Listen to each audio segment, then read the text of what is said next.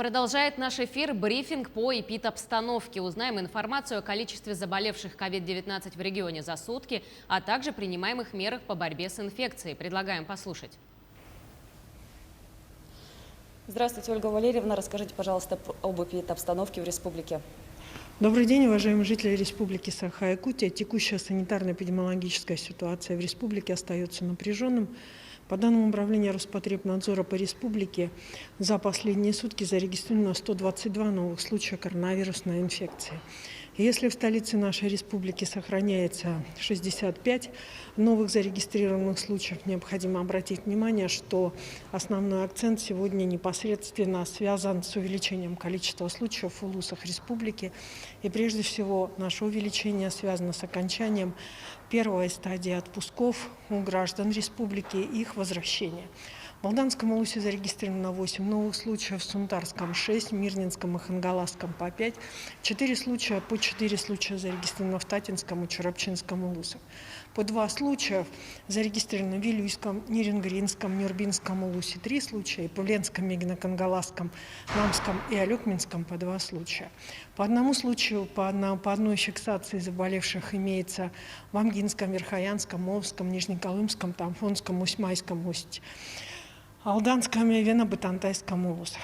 Уважаемые жители Республики Саха-Якутия, необходимо обратить внимание, что анализ случаев, которые сегодня фиксируются в районах республики, связан прежде всего с завозом этих случаев как из города Якутска, так и из-за вне республики соответственно, гражданами, которые при своем переезде не соблюдали правила, установленные указом главы Республики Саха-Якутия. Хотелось бы обратить внимание и напомнить о следующих позициях. В случае непосредственно выхода на работу после отпуска в обязательном порядке при приезде в само муниципальное образование из другого муниципального образования, из другого субъекта Российской Федерации, при возвращении из отпусков, при длительном вашем нахождении в другом месте, в обязательном порядке сдайте ПЦР, проверьте свое состояние здоровья для того, чтобы не создавать угрозу для жителей того или иного муниципального образования, для своей семьи, для своего коллектива, в котором вы работаете. Уважаемые жители Республики Саха-Якутия, в районы республики начали приезжать, соответственно, граждане, которые приезжают на охоту, на рыбалку. Необходимо обратить внимание, уменьшить количество контактов, которые данные люди непосредственно осуществляют на территории муниципального образования. В ряде северных улусов уже идет фиксация привоза именно, соответственно, инфекции в эти улусы, которые достаточно давно простояли, в общем-то, достаточно чистыми от коронавирусной инфекции, именно завоза такого характера. Лабораториями республики и Роспотребнадзора, как федеральными лабораториями, осуществляется дальше проведение лаборатории. Остается за сутки у нас федеральная норма. 2716 исследований проводится в целом, соответственно, за сутки в республике и за прошедшие в том числе. На настоящий момент для граждан республики продолжается вакцинация, как и по всей стране. Для граждан республики доступны 3 вида вакцины. Это Эпивак, это, соответственно, вакцина, которая производства Вектора, и, соответственно, у нас поступил Спутник Лайт. Необходимо обратить внимание, что Спутник Лайт сейчас есть в доступе только в поликлиниках города Якутска. При поступлении будет направлен он в том числе и в районы республики. Относительно Спутника Лайт обращаю ваше внимание на то, что он может быть использован гражданами как для первичной вакцинации, так и для ревакцинации тем, у кого наступил срок по истечении 6 месяцев с момента первой прививки. Это у нас были отдельные группы населения, прежде всего медицинские работники. Поэтому, уважаемые жители Республики Саха-Якутия, у нас наступает второй этап периода отпусков. При выезде из отпусков следите за тем режимом непосредственно санитарно-эпидемиологическим, который существует в месте вашего отдыха, потому что для ряда субъектов Российской Федерации установлены ограничения, связанные с нахождением на территории при отрицательном ПЦР-тесте или при наличии вакцины, а также непосредственно возвращаясь из отпусков, помните о том, что вы можете принести вирус в семью и, соответственно, испортить окончание отпуска для всех. Поэтому всем здоровья и соблюдения санитарно-эпидемиологических норм. Спасибо. Это был брифинг оперативного штаба по эпидобстановке, а мы идем далее.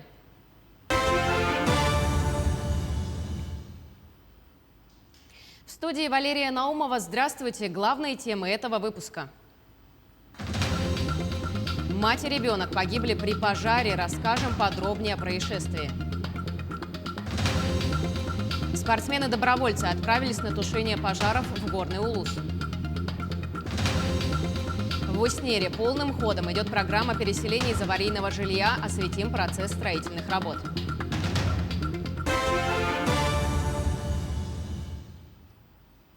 Мать и ребенок погибли при пожаре в селе Хатасы. Тела 37-летней женщины и ее 4-летней дочери обнаружены в результате тушения пожара в частном доме. Возбуждено уголовное дело по статье 109, части 3 «Причинение смерти по неосторожности». Сообщение об обнаружении тел поступило в следственные органы Следственного комитета России вечером 27 июля текущего года.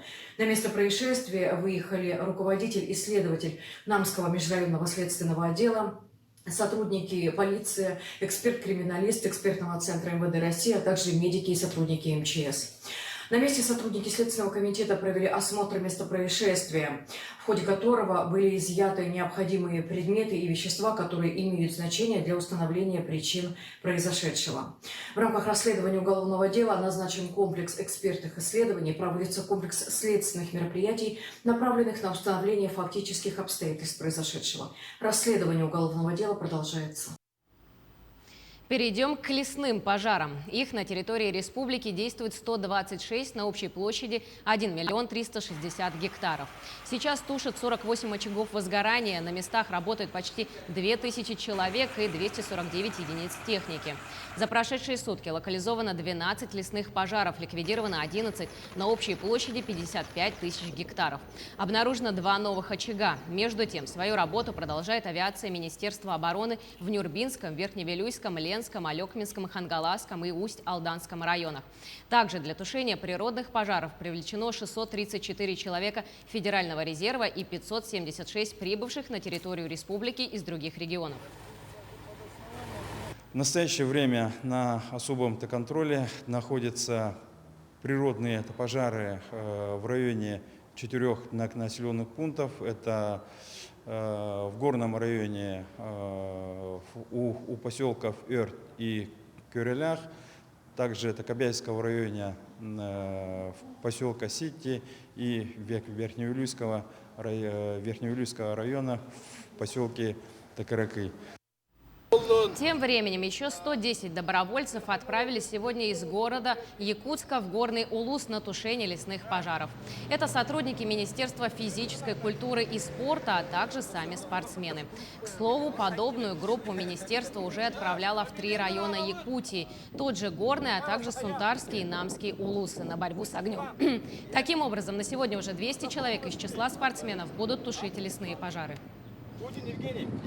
Надеюсь, за столь короткое время мы постараемся помочь сделать все, чтобы потушить эти пожары. Дай Бог нам силы. Активнее использовать авиацию в тушении пожаров в Якутии призвал председатель правительства Михаил Мишустин. Премьер в рамках рабочего визита на Дальний Восток по поручению Владимира Путина провел совещание по ЧС. В нем участвовали главы субъектов Дальнего Востока. В этом году в Якутии уже потушили в 4 раза больше лесных пожаров, чем в прошлом. Это подтвердил в своем выступлении министр природных ресурсов России Александр Козлов. Какие вопросы рассмотрены и какие важные решения для нашего региона приняты? Материал Дмитрия Тымырова. Паводки, лесные пожары. В этом году Дальний Восток просто сотрясает природные стихии. Особое внимание, как отметил Михаил Мишустин, будет уделяться скорейшему восстановлению пострадавших от паводка районов, а главное – своевременной помощи людям. Пострадали десятки населенных пунктов, тысячи людей. Повреждена транспортная инфраструктура, мосты, автодороги. Сейчас работы, в которых участвуют аварийно-спасательные и социальные службы, продолжаются. Необходимая помощь людям оказана, идет сегодня оценка материального ущерба. Прошу все службы, руководство регионов постараться ускорить этот процесс, поменьше бюрократии. Что касается борьбы с лесными пожарами, то здесь премьер в первую очередь отметил наш регион. Сложная ситуация сейчас в республике Саха-Якутия. Правительство уже направило дополнительно почти 400 миллионов рублей на борьбу с огнем. А всего в текущем году мы выделили на эти цели около 3 миллиардов рублей. Ну, конечно, нужно активнее подключить к тушению огня в Якутии авиатехнику, проработать вопрос о том, чтобы всегда был, соответственно, необходимый запас топлива для самолетов и пожарных машин, которые будут бороться с огнем. А для того, чтобы своевременно и эффективно бороться с огнем, Якутии необходим лесопожарный центр. Об этом сказал в своем выступлении министр природных ресурсов и экологии России Александр Козлов. Напомню, с этой инициативой перед Путиным выступал также и Айцен Николаев. В свою очередь Козлов отметил, что центр действительно необходим, но для начала нужно тщательно продумать всю логистику. Несомненно, группировка на Дальнем Востоке необходима, но мы считаем, что надо все просчитать. Первое – это готовая инфраструктура. Второе – возможность кадрового потенциала региона для укомплектования подразделений. Третье – финансовые затраты на содержание подразделений. И четвертое – локация должна быть такой, чтобы логистика в каждом регионе была удобной. В своем выступлении Айцен Николаев заверил премьер-министра и участников совещания в том, что власти республики будут рассматривать вопрос финансирования строительства этого центра. Я считаю, что создание такого центра на территории Якутии необходимо. При необходимости, при принятии такого решения, Михаил Владимирович, я гарантирую, что мы, конечно же, будем рассматривать вопросы софинансирования его создания, в том числе с точки зрения создания материально-технической базы. Безусловно, такие центры в целом в стране у нас нужны, для Якутии он абсолютно нужен. Вот хочу сказать, что на свои средства республика в этом году по согласованию с авиалесохраной федеральной создала отделение авиалесохраны в арктической зоне, в поселке Батагаль, в Верхоянском районе, где у нас были большие пожары. В этом году ситуация там абсолютно уже другая. При помощи, в том числе, создания этого центра регионального нашего республиканского, мы смогли гораздо быстрее тушить пожары именно как раз в арктической зоне. Также глава республики сказал о том, что необходимо выделить Якутии порядка 200 миллионов рублей для дополнительной поставки спецтехники по программе развития Дальнего Востока, а именно тракторов класса ДТ-75 с лесопожарным оборудованием. Ранее по этой программе в Якутии уже поступили 342 единицы лесопожарной техники, а также 18 крупных тракторов, которые сегодня задействованы в тушении лесных пожаров. Дмитрий Тымыров, Георгий Григорьев, Михаил Неустроев, Якутск, Южно-Сахалинск. Холодный фронт рассеял большую часть смога в Якутске сегодня ночью. Как уточнил заместитель министра экологии Сергей Сивцев, накануне в Якутск пришел дым от лесных пожаров в Горном, Намском и Кобяйском районах. Уже вечером ветер поменял направление. В Горном, а также Намском и Кобяйском районах продолжалась работа по тушению и отжигу. Под утро направление ветра изменилось, и Якутск освободился от большей части дыма. А на реке Индигирка у гидропоста Усть-Мома наблюдается повышение уровня воды, сообщается на сайте Якутского гидрометцентра. Накануне уровень воды достиг отметки 467 сантиметров над нулем поста.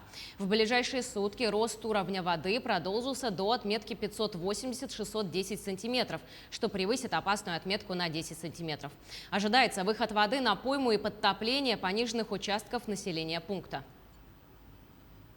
Боинг 737 авиакомпании «Якутия», летевшего из Москвы в Крым, накануне произвел экстренную посадку в аэропорту Симферополя.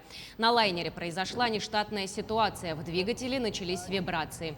На борту находилось 162 пассажира и 7 членов экипажа. Посадка воздушного судна прошла благополучно. Никто не пострадал. К другим темам. Пенсии работающих пенсионеров вырастут. С 1 августа им проведут перерасчет страховых пенсий по результатам работы за прошлый год. Повышенные пенсии получат порядка 10 миллионов человек. Для того, чтобы получить небольшую надбавку, работающему пенсионеру необходимо работать официально и получать официальную зарплату, с которой работодатель уплачивал взносы в пенсионный фонд.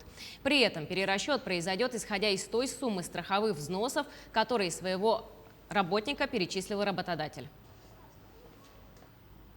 Пешеходные тротуары, смотровые площадки и светодиодные лампы. В Мюринском наследии Усть-Алданского района идет работа по благоустройству поселка. Одна из ответственных работ – это освещение улиц. Так, в этом году администрация Наслега успешно участвовала в программе местных инициатив и выиграла субсидию. Таким образом, по улице Акаемова установили более 50 опор. В скором времени старые электрические провода с общей протяженностью около 3 километров заменят на СИП-кабель.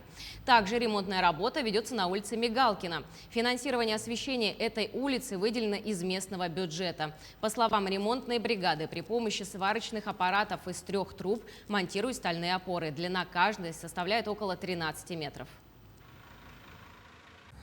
В нашем наследии работы по устройству уличного освещения в эти годы идут полным ходом. Вот, например, в прошлом году мы установили 46 светильников с общей протяженностью километр 800 метров. На это было выделено порядка 2 миллионов рублей.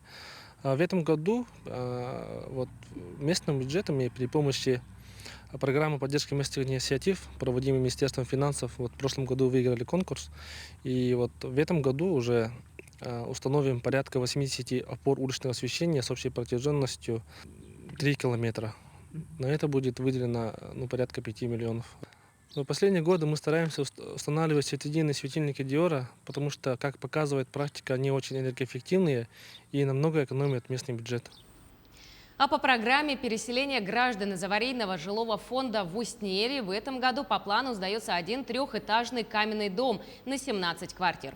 За ходом строительных работ наблюдают наши корреспонденты. Мы с первой сваи следим за ходом строительства. Дом растет на наших глазах. Сейчас уже можно определить, какой планировки будут квартиры. Сейчас мы последнюю плиту заливаем, 3-го этажа прикрытие. Ведем каменная кладка наружных, внутренних квартир. 1-й этаж закончили, 2-й этаж выходим. И бетонные работы почти заканчиваются у нас. Отопленщики уже приехали, трассу готовят. У нас на базе трубы, эти закладные мелкие части уже почти готовые стоят. Через несколько дней ждут приезда рабочих следующего этапа строительства. Дальше электрики сейчас приедут, вентиляционщики, штукатуры. А как бригада работает? Никто не заболел коронавирусом? Нет. Они только дом, работа. Все. 7:30 начинается и 9-10 работаем. Сейчас основные работы придут. Основные эту коробку сделать, и тогда все остальные бригады приедут. Специальности электрики, вентиляционщики, штукатуры, отделочники, плиточники. С нетерпением наблюдают за ходом строительства и будущие жильцы нового дома. В том доме на Трудовой 28 мы жили с 2006 года. И мы уже год с большим снимаем квартиру, потому что там невозможно жить.